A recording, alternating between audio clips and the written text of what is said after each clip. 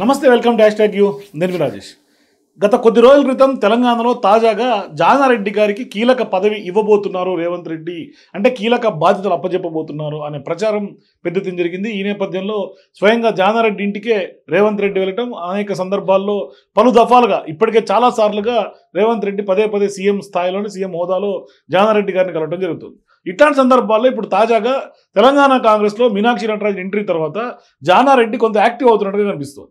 అంటే ఒక రకంగా చెప్పాలంటే కొంత అంతా పెద్ద దిక్కై తానే నడిపిస్తున్నట్టుగా అర్థమవుతుంది. తాజాగా ఎమ్మెల్సీల టికెట్ల కేటాయింపు వ్యవహారంలో కూడా కొంత జానారెడ్డి చక్రం తిప్పినట్టుగా మనకు అందుతున్నటువంటి సమాచారం. అంటే ఎప్పుడైతే అద్దంకి దయాకర్కి పదవి రాకుండా కొంత అదృశ్య శక్తులు కాంగ్రెస్ పార్టీలో అడ్డుపడుతున్నాయో, ఖచ్చితంగా ఇవ్వాల్సినటువంటి అనివార్య పరిస్థితులు ఏర్పడ్డాయో, ఇట్లాంటి సందర్భాల్లో గతంలో ఉన్నటువంటి వివాదాల కారణంగా కొంత మరొక్కసారి కూడా బ్రేకులు పడే అవకాశం ఉన్నటువంటి సందర్భంగా ఇప్పుడు జానారెడ్డి స్వయంగా ఆ అంశానికి పులి స్టాప్ పెట్టి కొంత ఆయనకు ఎమ్మెల్సీ రావడంలో కీలక కొంత భూమిక పోషించినట్టుగా మనకు కాంగ్రెస్ పార్టీ నాయకులు కొంతమంది చెప్తున్నటువంటి మాట.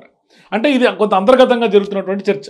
సో ఇట్లాంటి సందర్భాల్లో ఇప్పటికే కొంత ఏదైతే తాజాగా వేసినటువంటి అఖిలపక్ష సమావేశానికి కూడా కొంత జానారెడ్డి, బట్టి విక్రమార్క, ఇతర పార్టీలు లెటర్లు రాయటం, వాళ్ళు ఆహ్వానించడం, ఇట్లాంటి సందర్భాల్లో కొన్ని కీలక రాజకీయ వ్యూహాత్మకంగానే ఇవాళ సీఎం రేవంత్ రెడ్డి జానారెడ్డిని కొంత అనేక అంశాల్లో ఇన్వాల్వ్ చేస్తున్నట్టుగా కనిపిస్తుంది. అంటే ఖచ్చితంగా ఆయన ఆశీస్సులతోటే కొంత ముందుకు అడుగులు పడుతున్నాయి రేవంత్ రెడ్డి అని మాత్రం స్పష్టంగా అర్థమవుతుంది. ఇట్లాంటి సందర్భాల్లో తాజాగా కేటీఆర్ జానారెడ్డి కలిసి మాట్లాడినటువంటి సందర్భంగా కూడా కొంత జానారెడ్డి ఆ భేటీ కూడా కొంత కీలకంగా చర్చనీయాంశంగా మారుతుంది.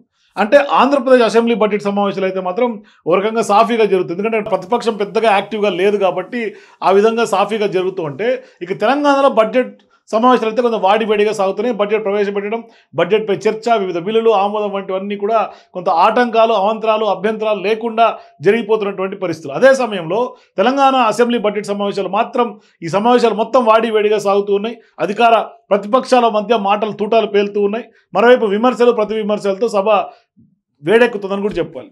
అదే సమయంలో అసెంబ్లీ ఆవరణలోనే కొన్ని భేటీలు కొంత రాజకీయ ప్రాధాన్యతకు సంతరించుకుంటున్నటువంటి పరిస్థితి. అంటే వాటిలో ప్రధానంగా కాంగ్రెస్ నుంచి సస్పెండ్ అయినటువంటి తీన్మార్ మల్లన్న తాజాగా సోమవారం రోజు బీఆర్ఎస్ ఎల్పీ కార్యాలయం ఆయన వెళ్ళటం, అక్కడ బీఆర్ఎస్ వర్కింగ్ ప్రెసిడెంట్గా ఉన్నటువంటి కేటీఆర్తో భేటీ అవ్వడం, మరోవైపు ఆయన భేటీ తర్వాత ఆయన చేసే పోరాటానికి కేటీఆర్, హరీష్ రావులతో పాటు మద్దతు అని ఆయన కోరటం.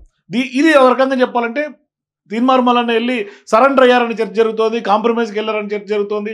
మరోవైపు బీఆర్ఎస్ పార్టీ నాయకులు కూడా, బీఆర్ఎస్ పార్టీ సోషల్ మీడియా కూడా తీన్మార్ మల్లన్న ట్రోల్ చేస్తుంది. ఇక వారితో ఏం మాట్లాడారు, ఏ విషయంపై చర్చించారని పక్కన పెడితే తీన్మార్ మల్లన్న మాత్రం ఖచ్చితంగా బీఆర్ఎస్ ఎల్పీ కార్యానికి వెళ్ళటం, వాళ్ళకు మెమోరాండం ఇచ్చి ఢిల్లీలో జరిగే పోరాటానికి మద్దతు కోరటం అయితే కొంత సంచలనం సృష్టించింది తెలంగాణ రాష్ట్ర రాజకీయాలు. ఇప్పుడు కూడా చర్చనీయాంశంగానే ఉంది. సో ఇప్పుడు ఇట్లాంటి భేటీల పైన చర్చ కొనసాగుతున్నటువంటి నేపథ్యంలోనే మంగళవారం రోజు తెలంగాణ అసెంబ్లీలో మరో సంచలన భేటీకి తెరలేచింది.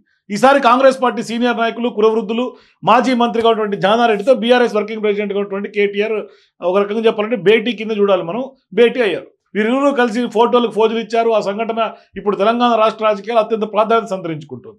అంటే ఇక్కడ ఖచ్చితంగా జానారెడ్డి చాలా కీ రోల్ ప్లే చేయబోతున్నారు కాంగ్రెస్ పార్టీ ప్రభుత్వంలో అని స్పష్టంగా అర్థమవుతుంది. అంటే అసెంబ్లీ సమావేశం నుంచి కేటీఆర్ బయటకు వస్తున్నటువంటి సమయంలో, జానారెడ్డి ప్రవేశిస్తున్నటువంటి సమయంలోనే ఇద్దరు ఒకరికొకరు ఆప్యాయంగా పలకరించుకున్నారు. అట్లాగే అసెంబ్లీ ప్రధాన గేట్ వద్ద కూడా జానారెడ్డి కారు చూడగానే కేటీఆర్ హాయ్ అంకుల్ అంటూ కూడా పలకరించడం, ఆయన వద్దకు వెళ్ళటం, జానారెడ్డి కూడా కేటీఆర్ ఆప్యాయంతంగా పలకరించారు. ఈ సందర్భంగా కేటీఆర్ జానారెడ్డిని కొంత హక్ చేసుకొని మరి కొంత ఆయన వయసుపై ఆసక్తికరమైనటువంటి వ్యాఖ్యలు కూడా చేశారు.